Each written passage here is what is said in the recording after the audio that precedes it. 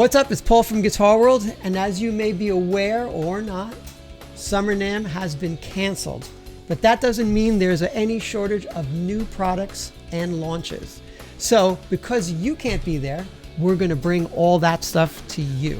So let's dig in and check it out.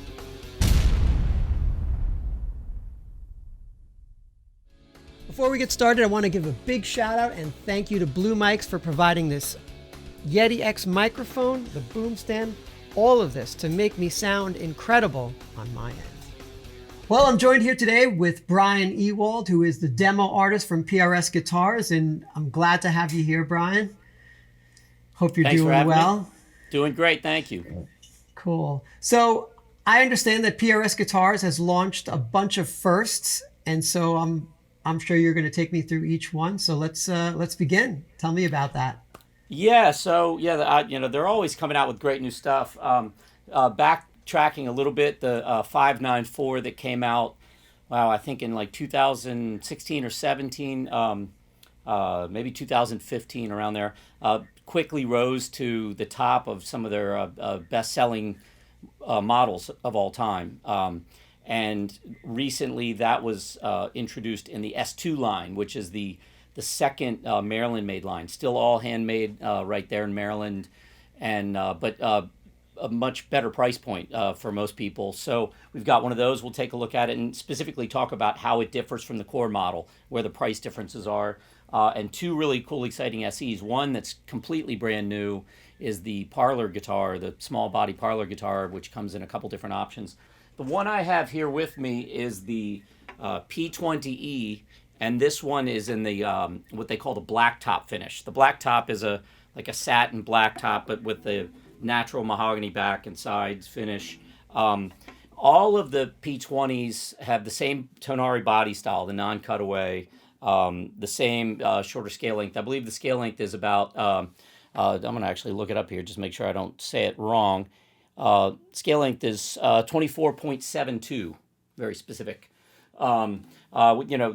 Binding around the fingerboard and the body.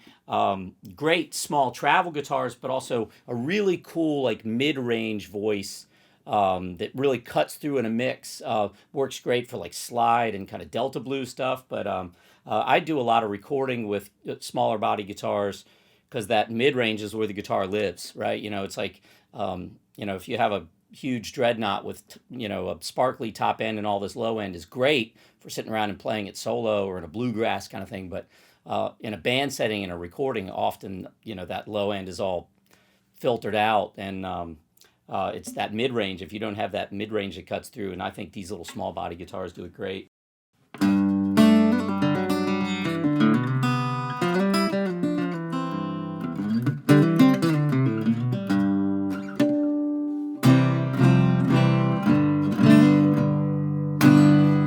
So speaking of acoustic sounds, the other new thing that we were talking about, this SE Hollow Body, which was launched at January NAMM, the Hollow Body 2 specifically, which means it has the maple back and top, was released along with a regular mahogany Hollow Body.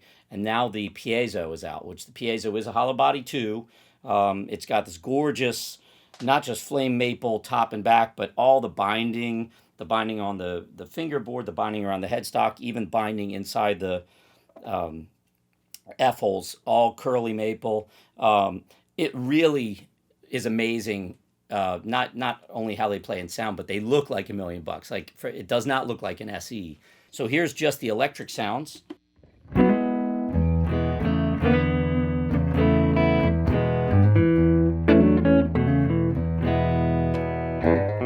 So whether you're using gain or not, the acoustic being separate, we can bring that in.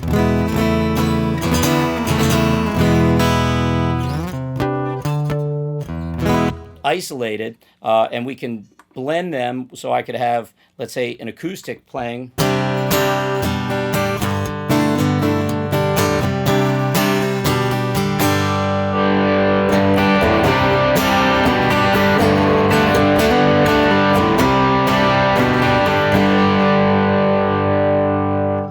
dial in a little bit of electric to taste. Very easy way to set up. All you need would be like a separate power speaker, an acoustic amp, or into a DI for a PA or recording setup.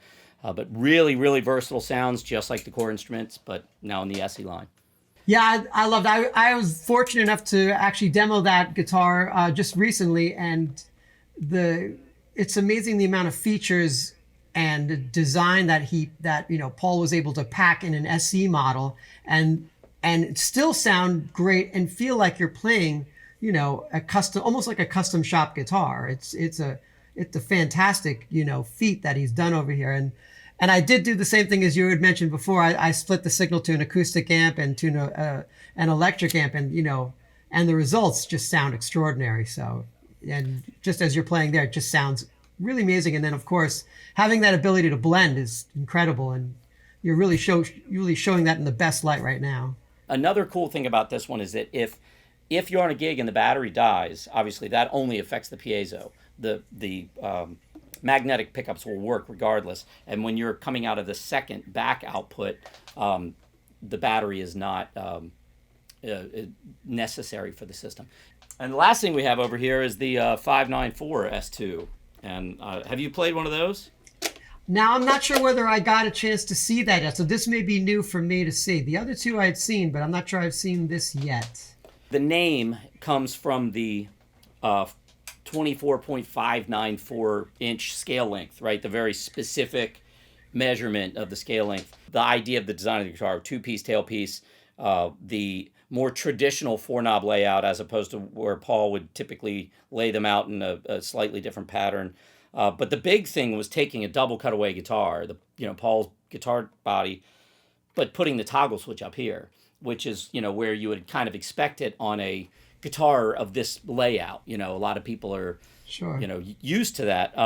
The regular 594 is one of my favorite ones that they build. That is definitely up there to me as like the top of my desert island guitars. If I had to pick just one guitar, I think I could do any gig in the world with a 594.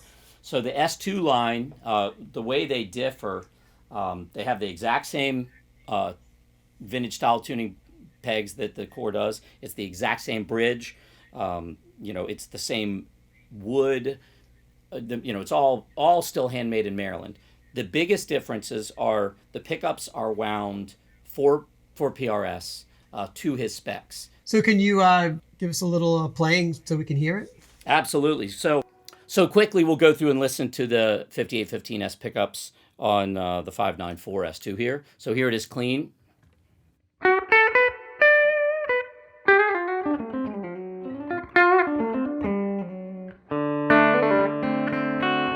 And the neck pickup.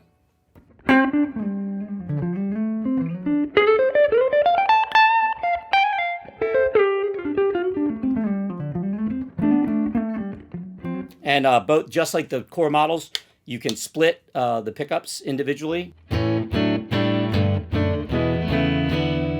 Tons of great single coil options. And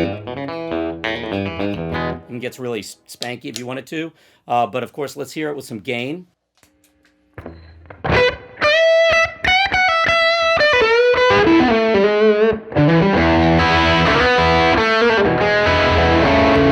Neck pickup.